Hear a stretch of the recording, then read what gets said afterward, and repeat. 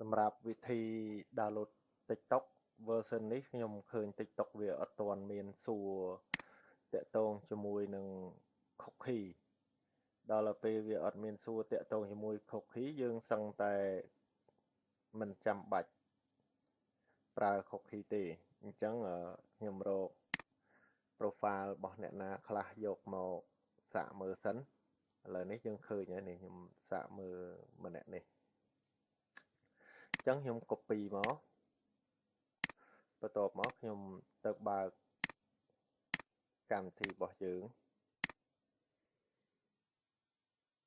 ដល់คลิกលើកម្មវិធី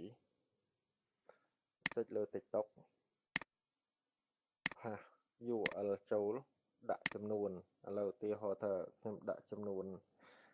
15ចុច scrape អញ្ចឹងវានឹងទៅ profile ហ្នឹងហើយបន្ទាប់មកវានឹងទៅទាញយកវីដេអូ